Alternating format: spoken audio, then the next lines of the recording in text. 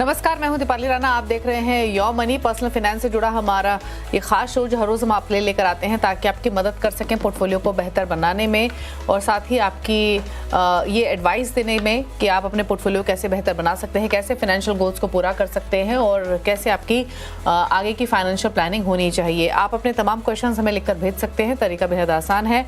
आप अपने सवाल हमें व्हाट्सएप, ईमेल या सोशल मीडिया प्लेटफॉर्म्स के थ्रू भेज सकते हैं। 7045220000 हमारा व्हाट्सएप नंबर है। yourmoney@nwt.com हमारी ईमेल आईडी है। फेसबुक, ट्विटर पर ये शो आप लाइव भी देख सकते हैं, अपने क्वेश्चंस भी पोस्ट कर सकते हैं #AskAwaz yourmoney लिखकर। आज आपके सभी क्वेरीज को आंसर करने के लिए पीबी इन्वेस्टमेंट्स की सर्टिफाइड फाइनेंशियल प्लानर पूजा भिंडे मौजूद हैं और पूजा से बातचीत करेंगे सवाल जवाब की। लेकिन पहले बात करते हैं आप कि कैसे आपको अपने फ्यूचर गोल की एक राइट कैलकुलेशन करनी चाहिए। पूजा, इनफैक्ट हमें जितने भी सवाल मिलते हैं सब अपने फाइनेंशियल गोल्स लेकर चलते हैं, 15 साल, 20 साल, 25 साल का।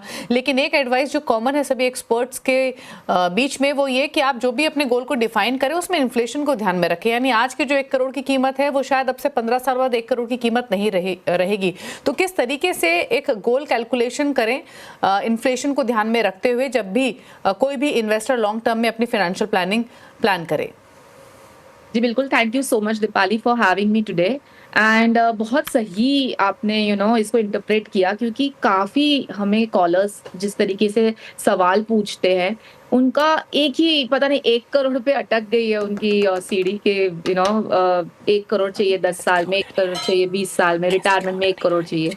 लेकिन 1 करोड़ की जो वैल्यू आज है वो आज हम इस शो में बात करेंगे, जो बहुत इंपॉर्टेंट है इसको, इस कैलकुलेशन को समझने के लिए। बड़ी इंटरेस्टिंग चीज है इन्फ्लेशन, जो हम बहुत इजीली अपने फाइनेंशियल प्लानिंग में उसको इग्नोर करते हैं।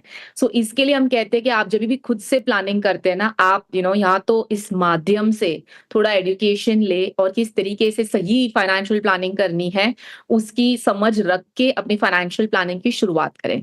अब एक बेसिक सा एग्जांपल बताओ, इन्फ्लेशन मतलब क्या है? महंगाई। महंगाई लोग समझते हैं कि अगर वो कोई चीज खरीदारी करने जाते हैं तो उसमें हर साल बर साल आपको महंगाई दिखने को मिलती है। अब नॉर्मल जो सीपीआई इंडेक्स, जो इन्फ्लेशन चल रहा है, वो 6 to 7% चल रहा है हमारी कंट्री में अभी, जो ऑब्वियसली बहुत ज्यादा था, फिर बीच में कम, फिर वापस ज्यादा, तो डिपेंड करता है काफी फैक्टर्स के ऊपर। एंड दूसरी चीजें जैसे हेल्थ हो गया, एजुकेशन हो गया, रियल एस्टेट हो गया, उसकी इन्फ्लेशन अलग तरीके से चल रही है। लेकिन बेसिक मिनिमम अगर हम 6 से 7% का इन्फ्लेशन पकड़ के चले तो ये है। अब जब हम निवेश करते हैं ना दीपाली, नॉर्मली ये एक माइंडसेट हो जाता है, जो मुझे इन्फ्लेशन को बहुत ही बेसिक से एक लेमन लैंग्वेज में समझाना है कि जब भी आपके पास कोई पैसा आता है, इनकमिंग आती है, चाहे आपको सैलरी आ रही है या बिजनेस इनकम आती है, चाहे वो आपके बैंक में क्रेडिट हो रही है या आपको कैश में मिल रही है, ठीक है, ये एक माइंडसेट होता है कि मैंने कुछ कमाया, मतलब मेरी इनकम हो गई। लेकिन ये कमाने का जो इनफ्लो है उसको अगर आपने इन्वेस्ट नहीं किया इन्फ्लेशन जितने रिटर्न्स पे, तो आप लॉस कर रहे हैं। कैसे? जैसे फॉर एग्जांपल आज किसी ने 100 रुपए कमाए, चाहे उन्होंने कैश में कमाए या चाहे उनको बैंक अकाउंट में 100 रुपए आए। अब अगर ये 100 रुपए इन्होंने कुछ भी नहीं किए, एज इट इज 100 रुपए कैश में कमाए और घर में पड़े हैं और एज इट इज बैंक में पड़े हैं, तो उन्हें लगता है कि मैंने सेविंग की है, सेविंग मतलब मैंने उसको खर्च नहीं किया है।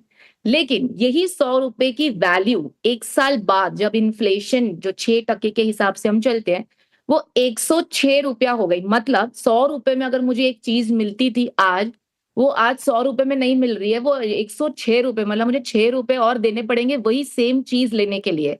लेकिन जब हम लेते हैं, बैंक में जाते हैं और हम घर से निकाल के देखते, तो अरे 100 रुपए तो कम पड़ गए, 6 रुपए कम पड़ गए। तो अगर आपने घर में रखा हुआ है तो आपको 6 रुपए का नुकसान हो गया, और अगर आपने बैंक के सेविंग अकाउंट में रखा हुआ है तो भी आपको 3 से 4% मिलता है, तो भी आपको 3 से 4 रुपए का नुकसान हो गया। अब आपका नुकसान कब नहीं होगा? जब आप इन्फ्लेशन जितने रिटर्न पे रहेंगे। या तो आप बैंक एफडी में पैसा लगाएं, या फिर आप लिक्विड फंड में पैसा लगाएं, या कोई डेट कैटेगरी में लगाएं। इसमें अभी तो मैं टैक्सेशन भी कैलकुलेट नहीं कर रही हूँ, वो चलो बात की बात है। पहले इतना कॉन्सेप्ट समझ में आ जाए ना, तो काफी हिंदुस्तानी हम जो हैं, जो प्लानिंग करते हैं फाइनेंशियल प्लानिंग की, वो ये समझेंगे कि आज उनको कोई इनकम हुई है तो इसका मतलब ये नहीं है कि वो इनकम हुई और उन्होंने उसको खर्च नहीं किया, तो वो सेविंग हो गई। उसको एफडी या डेट या इस तरीके के 6 टू 7% जो इन्फ्लेशन रेट है, उतने में इन्वेस्ट करना होगा, तो ही उनकी इनकम है, नहीं तो उनकी वो लॉस है। आई होप मैंने इसको क्लियरली समझाया है। एंड जैसे दीपाली आपने कहा 1 करोड़ की जो वैल्यू है, आज उसके बारे में थोड़ा बात कर ले कि 1 करोड़ की वैल्यू जो 10 साल बाद हम चाहते हैं कि मेरा 1 करोड़ का कॉर्पस बने, लेकिन 1 करोड़ की ही वैल्यू 10 साल बाद अराउंड 55 लाख होगी, 15 साल बाद अराउंड 41 लाख होगी, 20 साल बाद अराउंड 31 लाख होगी एंड 25 साल बाद अराउंड 23 लाख होगी। मतलब हम जो प्लान कहते हैं ना, मुझे रिटायरमेंट के लिए 1 करोड़ चाहिए, जो रिटायरमेंट 20-25 साल बाद है, लेकिन 20-25 साल बाद 1 करोड़ की वैल्यू ही 25-30 लाख रुपए है। सो हमें इन्फ्लेशन को काउंट करके प्लानिंग करनी है। वैसे ही 2 करोड़ की भी बता दूं, 2 करोड़ की वैल्यू 10 साल बाद अराउंड 1 करोड़ 11 लाख होगी, 15 साल बाद अराउंड 83 लाख होगी, 20 साल बाद अराउंड 62 लाख होगी एंड 25 साल बाद अराउंड 46 लाख होगी।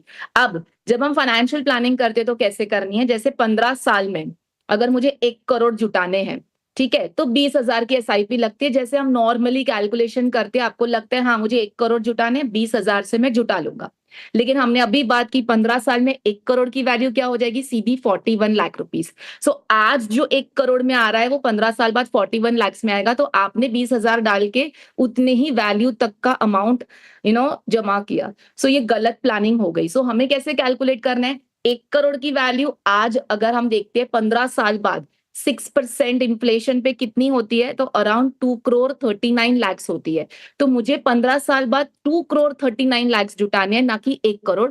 तो उसके लिए मुझे कितनी एसआईपी अमाउंट लगेगी, तो अराउंड अप्रोक्सीमेटली 48,000 की एसआईपी लगेगी। मतलब 1 करोड़ के लिए 20,000 की एसआईपी लगती थी, लेकिन उसके इन्फ्लेशन फिगर को अगर हम प्लानिंग करते हैं, कैलकुलेट करते हैं, तो डबल एसआईपी लगती है। मिनिमम 20 का एटलीस्ट 48 की एसआईपी लगेगी। सो इस हिसाब से आपको इन्फ्लेशन को ध्यान में रखते हुए आपके सारे ही गोल्स जो आने वाले हैं, रिटायरमेंट है, बच्चे की पढ़ाई है, घर खरीदना है, या जो भी है, वो कंसिडर करना बहुत जरूरी।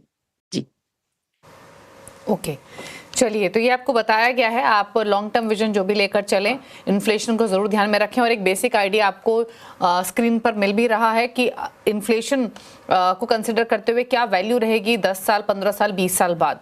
तो जो आपका गोल अमाउंट है उसको ज़रूर ध्यान में रखें, इन्फ्लेशन रेट को कंसिडर करके जो भी आप गोल लेकर चल रहे हैं। और इससे बेटर कैलकुलेशन कोई हो नहीं सकती, तो इसको आप नोट भी कर लीजिए, जो फिगर्स आप अपनी स्क्रीन पर देख पा रहे हैं।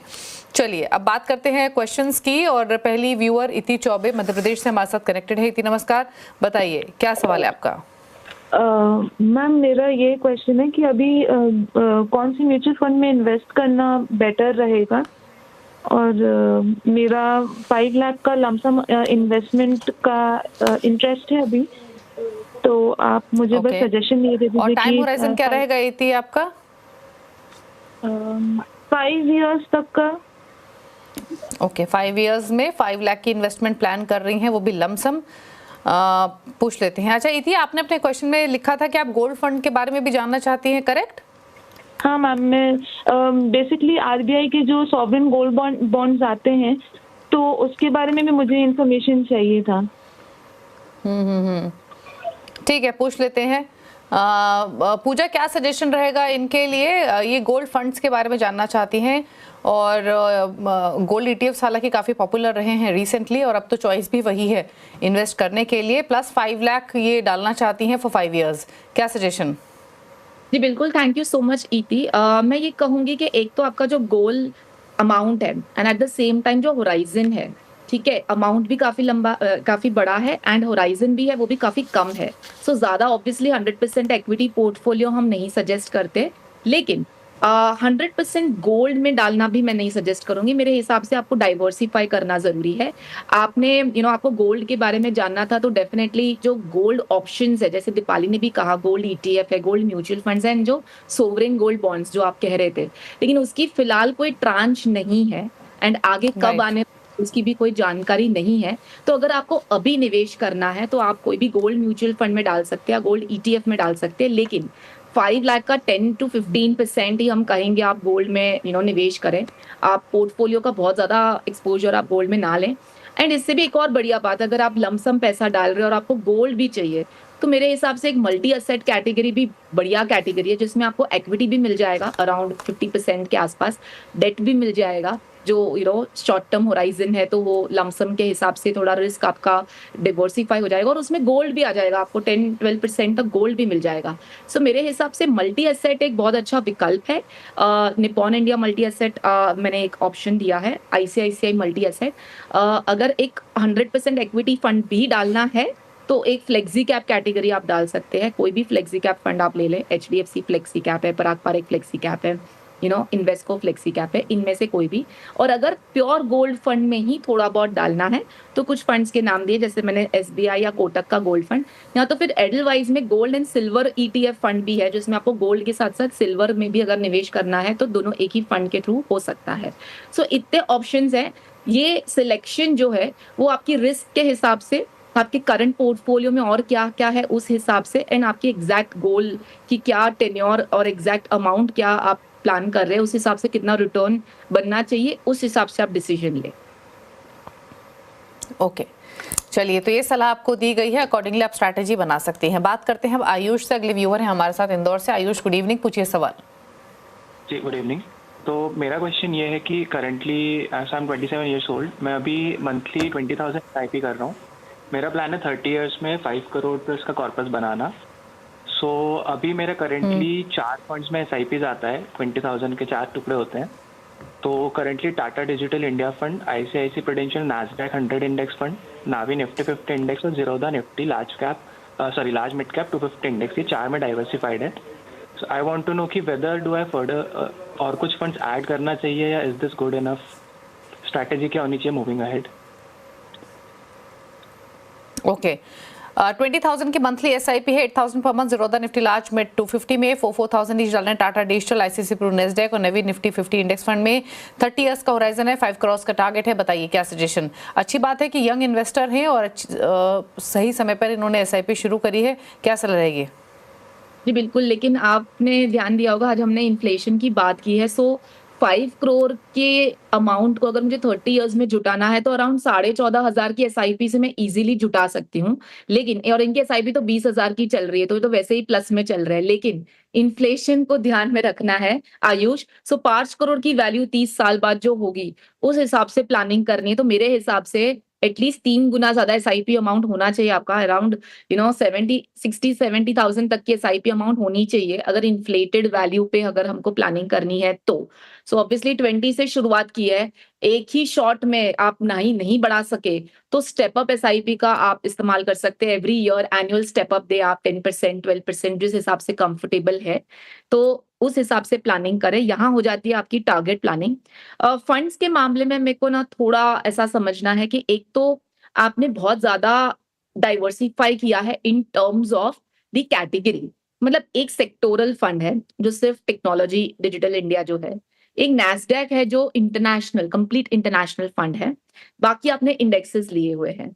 इंडेक्सेस लेने में कोई दिक्कत नहीं है, that's fine. Large and mid cap category is a fine fund. Nifty 50 for 30 year मेरे हिसाब से आप मिड कैप कैटेगरी नेक्स्ट 50 भी शामिल कर सकते हैं आपके पोर्टफोलियो में, तो I would recommend next 50 than Nifty 50। Nasdaq और डिजिटल इंडिया, अब एक इस तरीके के डाइवर्स कैटेगरी के जो डाइवर्स सेक्टोरल के जो फंड्स है वो काफी सिक्लिकल होते हैं। एक तो टेक्नोलॉजी भी काफी सिक्लिकल है, मैक्रो में क्या चल रहा है सबसे, इंटरनेशनल फंड भी काफी सिक्लिकल टाइप का होता है। तो उसमें 30 साल के लिए मेरे हिसाब से प्लानिंग करनी है तो आपको पोर्टफोलियो को काफी रिव्यू करना होगा। अगर एक अग्रेसिव आप इन्वेस्टर हैं और आप मार्केट में रुचि रखते हैं और इस तरीके के कुछ पोर्टफोलियो में बदलाव करने हैं तो आप इन फंड्स को शामिल करें। लेकिन अगर आपको थोड़ा सेफ खेलना है, थोड़ा एक डाइवर्सिफाइड पोर्टफोलियो क्रिएट करना है, तो कुछ फंड्स के नाम बता रही हूँ जो आपको वैसे भी SIP ऐड करनी है उसमें काम आएंगे क्योंकि वो मिसिंग है आपके पोर्टफोलियो में। एक mid cap category Motilal Oswal mid cap fund, एक small cap category HSBC small cap fund, एक फ्लेक्सी कैप में 361 का फ्लेक्सी कैप फंड और एक कॉन्ट्रा स्ट्रैटेजी का SBI कॉन्ट्रा फंड। इससे भी आप पोर्टफोलियो को बना सकते हैं। जो फंड्स हैं उसको कंटिन्यू कर सकते हैं, लेकिन सेक्टोरल और इंटरनेशनल फंड्स के ऊपर थोड़ा मेरे हिसाब से एक्सपोजर कम होना चाहिए at a very beginning age, जब आप पहली बार एसआईपी शुरू कर रहे हैं। ओके, ठीक है। तो स्ट्रैटेजी बिल्कुल क्लियर है, आप बिगनर हैं तो इसीलिए इंटरनेशनल फंड में एक्सपोजर कम करें, plus Tata digital India fund आपने लिया हुआ है तो सेक्टोरल फंड में निवेश कम करें। 10% टोटल पोर्टफोलियो का आप रखें अपने पोर्टफोलियो में एक्सपोजर, और आपको जो सलाह दी गई है उसके मुताबिक निफ्टी 50 की जगह आप निफ्टी नेक्स्ट 50 रख सकते हैं अपने पोर्टफोलियो में। जो फंड्स आपको सजेस्ट किए गए हैं अपने पोर्टफोलियो में नई एसआईपी के लिए भी यूज़ कर सकते हैं और ऐड भी कर सकते हैं। HSBC small cap, Motilal Oswal mid cap, 361 flexi cap और SBI कॉन्ट्रा। तो ये रही सलाह आयुष आपके लिए। बात करते हैं अब अगले व्यूअर की। सुख ने एक सवाल भेजा है मैं ईमेल के थ्रू ऑस्ट्रेलिया से। 49 ईयर्स इनकी एज है, 20,000 पर मंथ की इनकी एसआईपी है और 11 साल में 1 करोड़ का इनका टारगेट है। 80,000 पर मंथ के एडिशनल एसआईपी करना चाहते हैं, तो यानी टोटल एसआईपी इनकी 1 लाख रुपीज़ पर मंथ की हो जाएगी।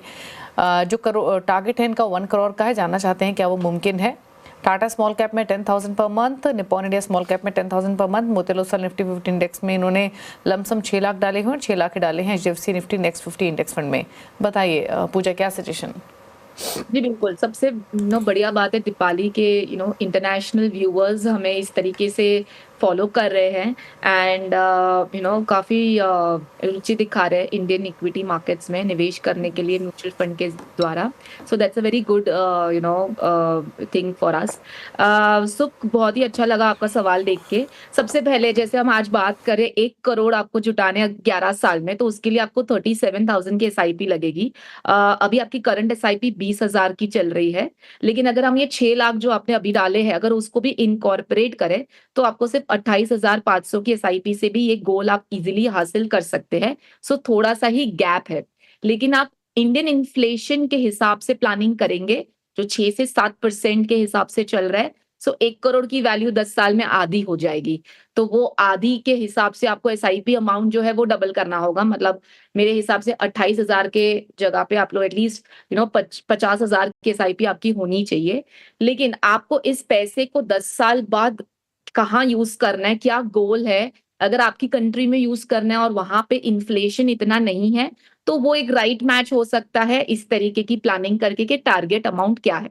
बट मोटा मोटी आप देखेंगे तो आपको समझ में आ जाएगी कि इन्फ्लेशन की हम आज जो बात कर रहे हैं वो किस लाइंस पे है। अब फंड्स की बात करें तो आपने 20,000 की एसआईपी दोनों ही स्मॉल कैप ले रखा है। बहुत ज्यादा अग्रेसिव मत रखिए, 10 ही साल का आपका होराइजन है, आप इंडियन इन्वेस्टर भी नहीं है। कभी स्मॉल कैप्स में अगर आपको काफी ज्यादा नुकसान देखने को मिलेगा तो एक नेगेटिव अप्रोच हो जाता है। डाइवर्सिफाई रखे पोर्टफोलियो में, आपको वही अच्छा खासा return large mid multi cap में भी मिल जाएगा जिसमें स्मॉल कैप एक्सपोजर काफी लिमिटेड है। ठीक है, सो पराग पारेख फ्लेक्सी कैप भी सजेस्ट कर रही हूँ क्योंकि उसमें भी आपको थोड़ा बहुत इंटरनेशनल एक्सपोजर मिल रहा है। SBI Contra, Invesco India large and mid cap, Kotak emerging equity, जो आपको बाकी की एसआईपी बढ़ानी है वो आप इन फंड्स में कर सकते हैं। जो आपने लमसम किया हुआ है इंडेक्सेस में, तो both the indexes are good, उसको आप कंटिन्यू करें। एंड आपका जिस हिसाब से कंट्री वाइज जो डिफरेंस आएगा और जो आपकी टारगेट आपको अमाउंट इकट्ठा करनी है वो प्लानिंग करके ही आपको थोड़ा इसमें और आगे क्लैरिटी मिल जाएगी, जो मैं कहने की कोशिश कर रही हूँ।